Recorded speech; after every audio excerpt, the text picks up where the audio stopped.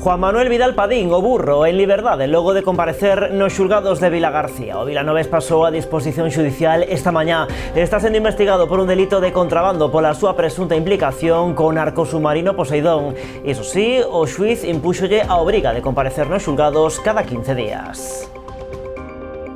Que tal, saúdos? Hoxe nas novas tamén falaremos do desmantelamento dun punto de drogas na Pobra que rematou cun detido o que se interceptaron máis de 1000 doses de heroína nunha xornada na que Rueda foi investido presidente da Xunta. Foi elixido no Parlamento cos 40 votos do Partido Popular. BNG e Partido Socialista votaron en contra e o único deputado de Democracia ourensana abstívose. Nas súas intervencións de hoxe, Ana Pontón e José Ramón Gómez Besteiro acolleron con frialdade a oferta dun pacto pola industria e enerxía que lanzaba na súa primeira intervención do martes o candidato popular. Unha delegación da Comisión Europea visitou estes días a cidade de Pontevedra para coñecer as claves que fixeron posible a súa transformación urbana. Trátase dun proxecto centrado na seguridade viaria no que están a participar 19 países. A intención é buscar exemplos de modelos que se poidan extrapolar a outros territorios. A falta dos últimos retoques, a reforma da praza de abastos de Vilaxoán xa é unha realidade, aínda que dependente a compra do novo mobiliario e a maquinaria. O alcalde, que estivo hoxe ali no mercado, confía en que as tarefas pendentes se resolvan axiña, agardando que as praceiras poidan volver aos seus postos canto antes. Esta fin de semana no Barbanza comemórase o Día da República. Na banda, a Comisión pola Recuperación da Memoria Histórica do Barbanza vanse impulsar diferentes actos. Terán lugar na Pobra e en Lousame, co obxectivo de dignificar a memoria de todas as persoas represaliadas por defender os principios democráticos. O propio 14 de abril, Día da República, terá lugar unha ofrenda floral no Monumento da Memoria Histórica no Confurco. E Outes porá en valor o seu patrimonio a través de 6 rutas guiadas. Van comezar este domingo cun percorrido por San Miguel de Baladares e vanse repetir quincenalmente ata mediados de xullo. Estas rutas son moito máis que unha andaina porque afondan na historia dos lugares polos que discorren de gran valor tanto natural como paisaxístico ou patrimonial. Son algúns dos asuntos que imos abordar de contado aquí nas Novas do Día en Canal Rías Baixas. Comezamos.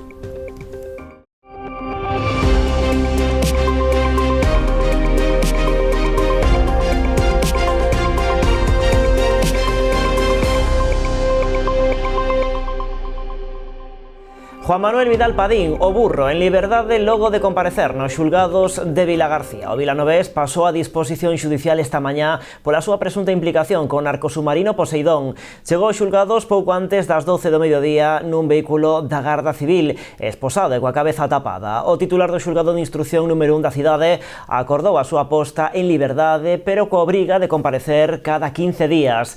O burro está sendo investigado por un presunto delito de contrabando. Foi detido pasado martes logo do rexistro da súa empresa náutica no Sobradelo. Unha detención que tivo lugar no marco dunha operación conxunta da Policía Nacional, a Garda Civil e Vixilancia Aduaneira. O resto dos detidos neste dispositivo quedaron xa en liberdade logo de prestar declaración en sede policial.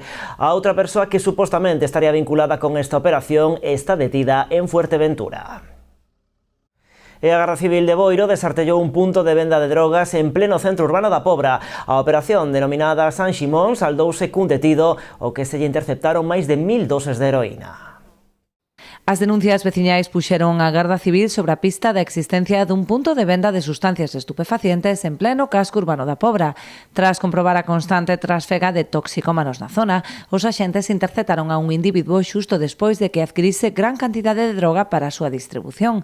No momento da detención portaba 1118 doses de heroína, que se suman ás máis de 150 incautadas nos posteriores rexistros domiciliarios, xunto con diñeiro en efectivo e unha báscula de precisión. Tras pasar a disposición xudicial no xulgado de Garda de Ribeira, o detido quedou en liberdade provisional coa obriga de comparecer en sede xudicial os días 1 e 15 de cada mes.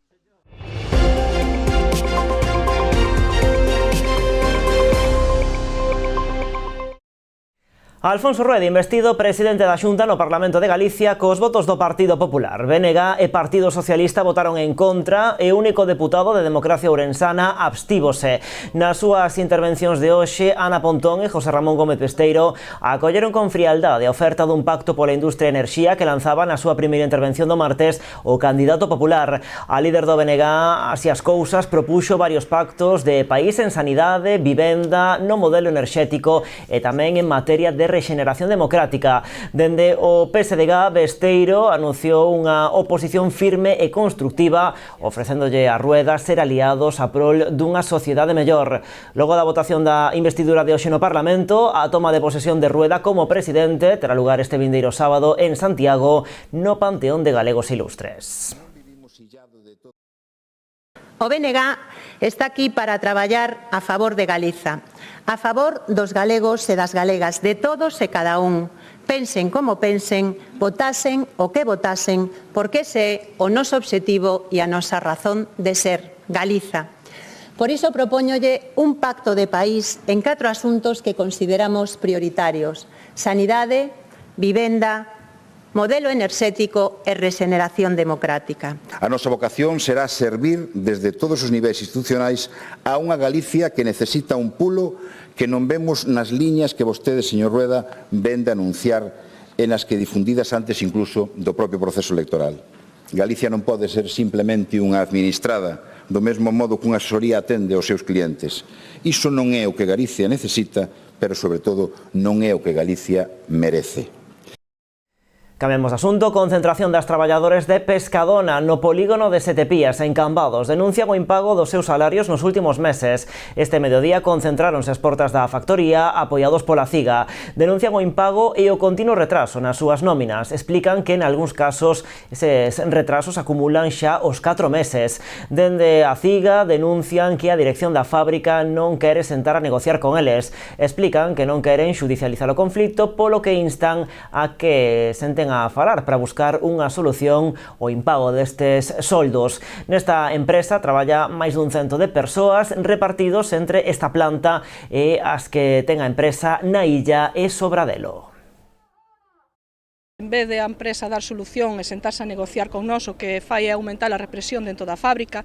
Históricamente, esta empresa sempre deixa a deber 2-3 meses de salario ás traballadoras. Ese retraso nas nóminas era un obxectivo da CIGA aquí, que se pague mes a mes, como é o normal. Que pasa? Que agora mesmo as delegadas de CIGA debeselle xaneiro, febreiro e marzo. Isto está en mans da asesoría xurídica da CIGA e o que non queremos é xudicializar cada conflito. Queremos que se negocie como persoas que non se ningunee o comité, as delegadas da CIGA e as traballadoras tamén aquí da fábrica, todas se lle debe a nómina de marzo de 2024. Dentro dos minutos falaremos da proposta que nos chega dende o Concello de Outes. Alí poñen en marcha unha serie de rutas para coñecer os distintos recursos naturais e patrimoniais cos que conta este municipio. Ampliamos logo da publicidade.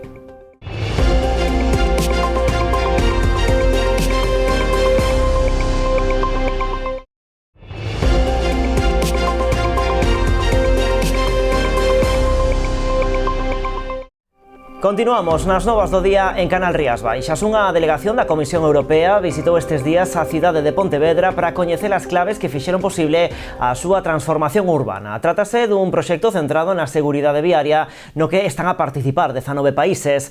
A intención é buscar exemplos de modelos que se poidan extrapolar a outros territorios. O modelo de Pontevedra e o futuro da seguridade viaria urbana. Non o din dende o Concello, di o director da Axencia Europea de Seguridade Viaria. Esta fu una magnifica sorpresa. Io me sento come in un sogno. Creo che ora che me voy de Pontevedra voy dire era un sueño, porque en Pontevedra hay la movilidad y la seguridad vial como debería ser en todos los países del mundo. Avenoso visitou estes días a cidade acompañado por membros do proxecto centrado na seguridade viaria que está a xestionar a Comisión Europea. O obxectivo comprender os elementos que fixeron posible a transformación urbana pontevedresa. Dentro de esos traballos hai exemplos de boas prácticas que Mirandela e o goberno portugués elixeu a Pontevedra como un exemplo de boas prácticas. Por lo tanto, eles están aquí estudando o modelo de Pontevedra. Actualmente o proxecto conta con 19 países involucrados. A idea é que os seus representantes poidan visitar a cidade para coñecer o modelo sobre o terreo. Regresar aquí con todos los socios de nuestra organización. Tenemos 60 socios de todos los países de la Unión Europea y creo que es importante, fundamental, que todas pueden ver con sus ojos los que Pontevedra ha hecho, porque esto es el futuro de la seguridad vial urbana. Cabe recordar que no ano 2020 Pontevedra foi galardoada co primeiro premio de Seguridade Viaria Urbana da Unión Europea. E os pontevedreses gozan xa dunha nova zona verde de máis de 17.000 metros cadrados. Xa está aberto ao público o parque no que se ten convertido o terreo que antes ocupaban a imprenta provincial e o parque de maquinaria. Agora o Concello xa pensa en aumentar esta área e avanza nas negociacións coa Xunta e o Goberno Central para seguir liberando as parcelas ocupadas nesta zona. Lonxe quedou a imaxe dos edificios da imprenta provincial e do parque de maquinaria case tapando o acceso á Xunqueira de Alba. O terreo converteuse nunha nova zona verde de máis de 17.000 metros cadrados. Para o Concello de Pontevedra este é un día moi alegre, levamos moito tempo aquí teimando, sabedes que somos moi teimudos por recuperar este espazo e hoxe vemos que é unha realidade. Árbores autóctonas, unha senda peonil, alumeado público e mobiliario urbano dan forma a este parque. O proxecto requiriu un investimento total de máis de 4 millóns de euros. 2,8 millóns de euros para a construción da nova nave para o parque de maquinaria, 1,3 millóns de euros para a demolición do que é a imprenta máis o parque de maquinaria ubicados aquí e logo 300.000 euros para a renaturalización. A construción do parque de maquinaria novo no polígono de Barro Meis, un parque, unha nave que vai a ser rematada en breve, por, como decía, as choivas impediron. En xuño vamos tamén, xa digo, a tela rematada. Con este espazo recentemente estreado, o Concello de Pontevedra avanza nas xestións para conseguir liberar as parcelas que continúan ocupando na Xunqueira a Xunta de Galicia e o Goberno do Estado. Está en marcha. Entonces, eu agardo que a min gustaría que fora para o ano que ven, pero bueno, si temos un horizonte de 2, 3 anos para que isto, 4, se fai falta, para que isto quede totalmente limpo, pois xa me dou por satisfeito e ainda así para chegar vamos ter que presionar moitísimo, non? Ou inducir, dialogar, falar, impuxar, porque estas cousas levan o seu tempo. Pero en principio está todo en marcha. Segundo os cálculos de Mosquera, de completarse a marcha das infraestructuras que se manteñen na Xunqueira, quedaría liberada unha parcela duns 500.000 metros cadrados. E aínda en Pontevedra, luz verde ás rehabilitacións do antigo conservatorio e do edificio municipal de Churruchaos. O goberno local sacou a licitación as dúas actuacións. Hai administracións que están aínda en peor situación que nós, están todas igual e bueno, podedes ver os exemplos incluso da administración co museo que van peor. Eu entendo que, e para iso imos a loitar, que se produzan prórrogas nas subvencións e intentaremos, por suposto, sacar a obra e o proxecto canto antes. Niso estamos traballando e intentaremos sacalas, lóxicamente. Gustaríanos ir máis holgados, tiñámolo preparado moito antes, pero recordovos que levamos varios meses de retraso onde non puidemos sacar este proxecto porque temos os orzamentos paralizados. Acaban de entrar en vigor os orzamentos e temos isto en proceso xa de licitación. A actuación no antigo conservatorio da Rúa Alfonso XIII conta cun orzamento de casi 1.600.000 euros e recibirá máis de 900.000 do PIREP. Converterase nun centro internacional da creatividade, acollendo a sede do Seminario Permanente de Jazz, un espazo de testeo para iniciativas culturais, unha aceleradora de economía social, espazos pro desenvolvemento de obradoiros e mesmo unha residencia para creadores. A intervención afectará os case 1.800 metros cadrados do edificio. No caso de Churruchaos, invertirase 1,3 millóns de euros, dos que máis de 770.000 procederán de fondos europeos. O obxectivo é rehabilitar de xeito integral os seus 860 metros cadrados euros e mantelo uso para dependencias administrativas do Concello. O prazo de execución en ambos casos é de 6 meses.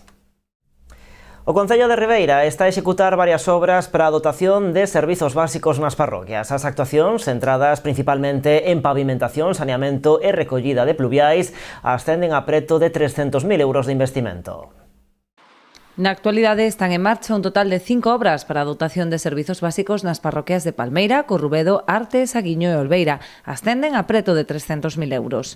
En este momento acabamos de axilizar, estamos traballando en obras que tamén son moi importantes para os veciños de diversas parroquias.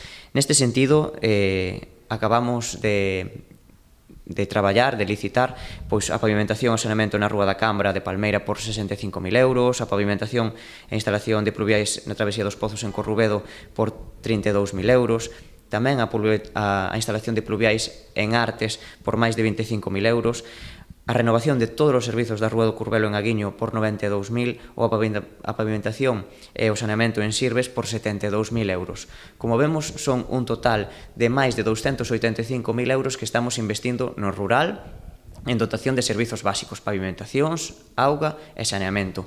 Unha das actuacións principais que o alcalde e o concelleiro de obras visitaban esta mañá é a pavimentación e saneamento da Rúa da Cambra en Palmeira. A obra, orzamentada en máis de 65.000 euros, consiste na renovación das redes de saneamento, pluviais e abastecemento, así como a sustitución do firme por un novo pavimento de formigón para garantir as condicións de accesibilidade da rúa.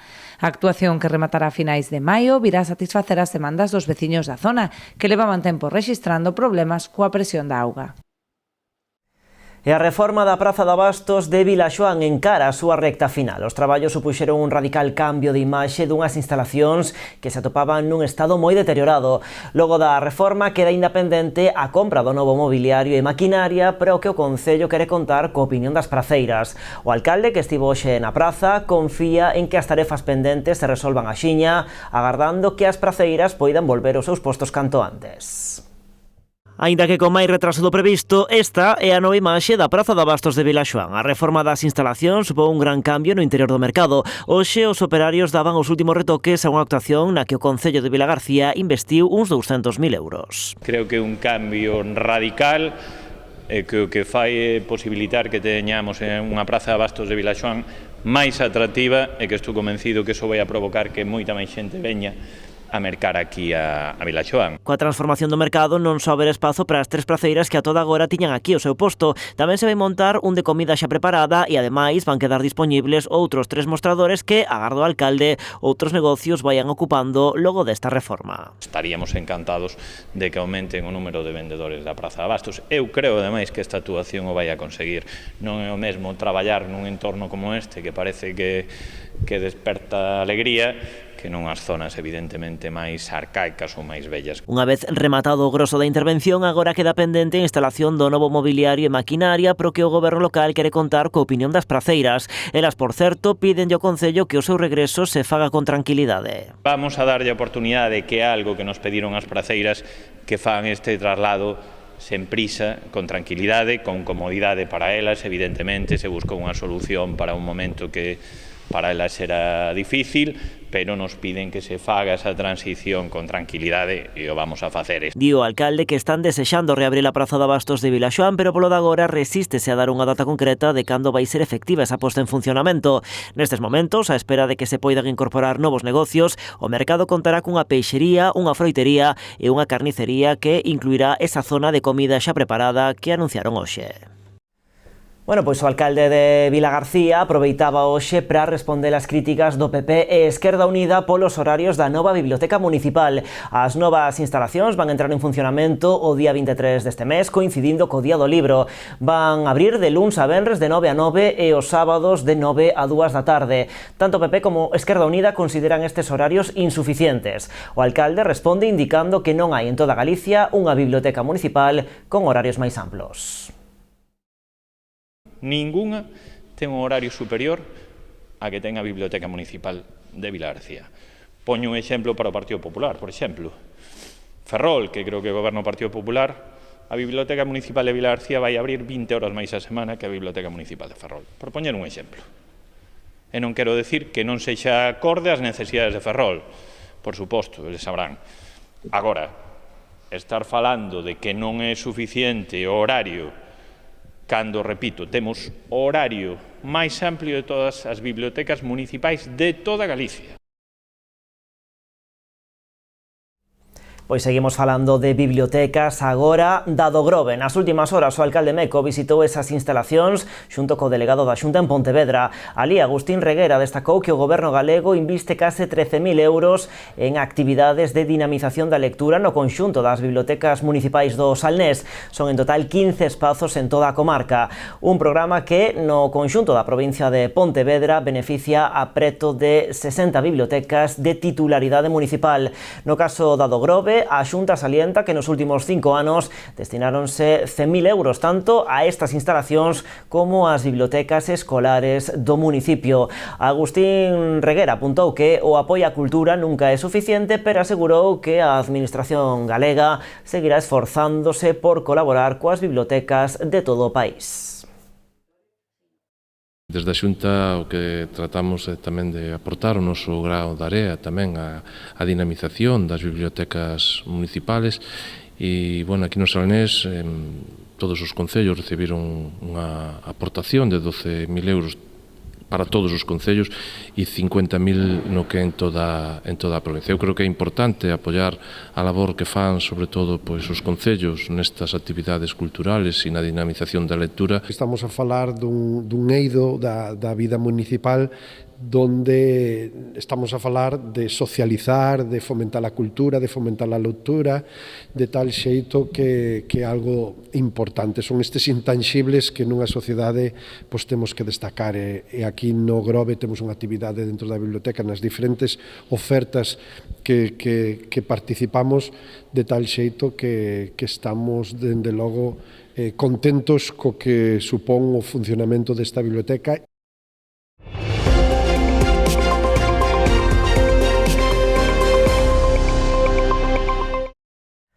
O Concello de Boiro recuperará o sendeiro do río Breiro á praia de Mañóns cun proxecto de envelecemento financiado con cargo á subvención de 80.000 euros que lle ven de conceder a Axencia Galega de Turismo. Executarase unha primeira fase no treito comprendido entre o río Breiro e Exipto, de algo máis de 1,5 km. O obxectivo deste proxecto, orzamentado en 100.000 euros, é recuperar os camiños rurais que conectan o núcleo urbano coa praia de Mañóns para favorecer a mobilidade peonil e tamén ciclista e lograr unha integración paisaxística. Mais asuntos. A Comisión pola Recuperación da Memoria Histórica do Barbanza celebrará diversos actos esta fin de semana para conmemorar o Día da República. Terán lugar na Pobra e Lousame co obxectivo de dignificar a memoria de todas as persoas que foron represaliadas por defender os principios democráticos. A Pobra será escenario o sábado día 13 dos actos organizados pola Comisión pola Recuperación da Memoria Histórica do Barbanza. Ás 7 inaugurarase un panel informativo no antigo campo de concentración do Pozo na Lomba. Pois o que se vai a inaugurar o panel informativo donde foi o campo de concentración na Pobra, que é o lugar o Pozo, que estuvemos xa mirando, xa estamos preparando ali a zona, e vai a ser ás 7 da tarde e, bueno, consideramos que vai ser un acto importante porque vai a informar as veciñas e os veciños pois que ali, evidentemente, pois tivemos un campo de concentración e un pouco, pois eso, para informar e para darlle visibilidade a esa zona e a importancia que tuvo na nosa historia, non? A continuación, os asistentes trasladaranse ata o auditorio do Museo Valle Inclán, onde se presentará o caderno dos campos de concentración da Pobra, Muros e Rianxo.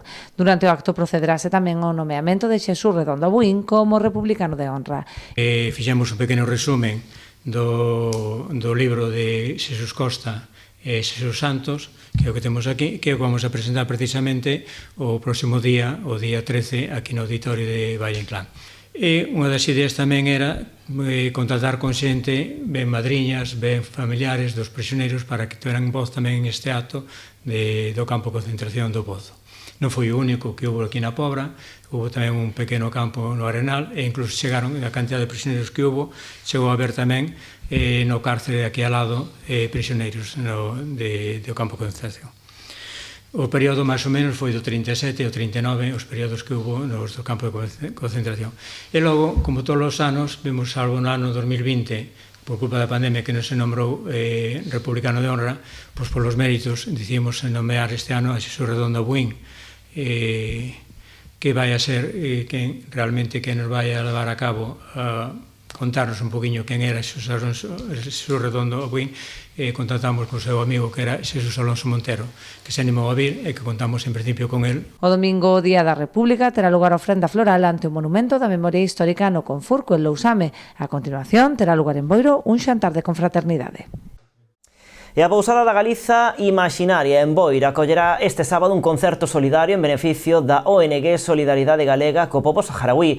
Os grupos e artistas que compoñen o cartel son Valiente Cobarde, Sonia Lebedensky, Nalya Shami e Xiao Berlai. A apertura de portas será a partir das 9:30 e as entradas venderánse en taquilla a un prezo de 10 euros. Toda a recadación destinarase íntegramente á asociación que traballa en favor dos saharauis, especialmente os nenos que viven nos campamentos de refuxiados de Tinduf. Aberto o prazo para participar en Bótalle un conto, o concurso que pon en marcha o Concello de Pontevedra para localizar os mellores contadores de historias. Os contos que sexan seleccionados polo xurado especialista participarán na final, que se celebrará o domingo 26 de maio no Teatro Principal. Como novidade este ano, o concurso estenderase á rapazada dos institutos. Este ano tamén como novidade queremos incluir a rapazada dos institutos. Estamos falando cos departamentos de Lingua Galega e Literatura Galega para que se den a facer unha promoción entre a mocidade e tamén que eles teñen moito que contar e queremos as súas voces, precisamos. É o certame no que queremos reunir, no que buscamos a todas aquelas persoas que saben contar un conto, que o contan despois de comer na súa casa, que son capaces de falar para os seus fillos, sobriñas, netas, netos, e contarlles un conto que ás crianzas lles gusta ou co que as persoas maiores disfrutan, rin, pasamos medo, etc. E a todas esas persoas dirixímonos porque queremos premialos. E máis cousas, Outes porá en valor o seu patrimonio a través de 6 rutas guiadas. A empresa Tremuzo será encargada de dirixir estes percorridos, afondando na historia dos enclaves polos que discorren. Un total de 6 rutas integran o programa Coñece o noso patrimonio, que por cuarto ano pon en marcha o Concello de Outes en colaboración coa empresa Tremuzo Historia e Patrimonio. Comezarán este domingo cun percorrido por San Miguel de Baladares e repetiránse quincenalmente ata o 23 de xullo. Temos 6 rutas este ano, metemos unha maiores agora para a primavera, sempre estamos todos os anos, intentamos pois divulgar unha parte máis do Concello e deste ano imos a San Miguel de Baladares, non? Que hasta ahora non se tocara, esa é a ruta máis nova que temos este ano. Entón, bueno, un pouquiño comentar, remarcar que son bisemanales este ano, non? Cada 2 semanas. Estas rutas son moito máis que unha andaina, posto que afondan na historia dos lugares polos que discorren, de gran valor tanto natural como paisaxístico e patrimonial. Como xa é habitual, facémolas coa empresa de Outes que se dedica ao turismo activo, Tremuzo Historia e Patrimonio. Estamos moi contentos como se desenvolven estas rutas, que además están tendo moitísima xente, sempre en todas as edicións que as convocamos, tanto xente do Concello como xente de fora, que ven un pouco a seguir estas camiñadas interpretadas, porque non é simplemente facer deportes, sino que Tono, o noso guía, vai explicando cales son os espazos patrimoniales e descubrindo un pouco das historias, lendas e espazos polos que discurre a ruta. Para participar en cada unha das rutas é preciso cubrir un formulario disponible tanto na web municipal como na Casa da Cultura. As inscricións abriránse o luns previo a cada andaina. E antes de marchar falamos de pádel porque este deporte súmase á lista de actividades que escollen Pontevedra como escenario para algunha das súas competicións. Do 24 ao 30 de xuño a cidade entrará no circuito internacional a un pádel co Galicia Padel Masters, un evento deportivo de primeiro nivel que se completará con relatorios, concertos e mesmo un torneo amateur. Do 24 ao 30 de xuño pasarán polo pabillón municipal dos deportes de Pontevedra algunhas das principais figuras do pádel mundial. A cidade entrará co Galicia Padel Masters no circuito internacional a un pádel. El que prueba Pontevedra, repite. Así que esta va a ser una de muchas ediciones de excelente calidad y exitosas que vamos a tener en la organización de este evento. Gracias al pádel vamos a convertirlo en la capital de España de este maravilloso deporte. Y llevo muchos años queriendo traer el circuito a Galicia, que vengan los mejores jugadores del mundo y que además Pontevedra pueda competir con ciudades como Nueva York, Montecarlo, Cape Town, Buenos Aires, siempre en lugares míticos y muy importantes a nivel mundial, pues creo que va a ser un challenge. O pabillón acollerá a pista principal, pero o torneo completarase con actividades paralelas. No recinto feiral instalaránse 3 pistas máis pros adestramentos e un torneo amateur. Ademais, haberá varias charlas. Hemos apostado por traernos ponentes también muy vinculados al mundo del deporte, que van a dar unas charlas pensando en el desarrollo personal, en el no rendirse nunca, el cómo poder triunfar en el deporte. Triunfar, que al final la palabra triunfar no es llegar a ser un número 1, triunfar es ser feliz con lo que estás haciendo. Vale, entre esos ponentes pues vamos a tener a Toni Nadal, vamos a tener a Almudena Cid, y luego nos vamos a traer a Cremades, que es un cómico. O venres 28 celebraránse no exterior do recinto feiral os concertos de Celtas Cortos, La Frontera e La Guardia. E no aparcadoiro instalarase unha zona de food trucks ambientada con música. Al final un montón de cosas muy divertidas que lo que se trata es de que generemos ahí sinergia entre todo lo que va a haber y que todo el mundo disfrute y se lo pase muy bien. Vale, al final lo que queremos es que esto sea la fiesta del pádel y que hemos conseguido traerlo a Pontevedra. Pois nada, así xogando ao pádel poñemos hoxe o punto final ás novas de contado o programa Orixe e Calidade con toda a información do sector vitivinícola. Mais en canalriasbaixas.com, tamén nas nosas redes sociais. Como sempre, graciñas por estaren aí.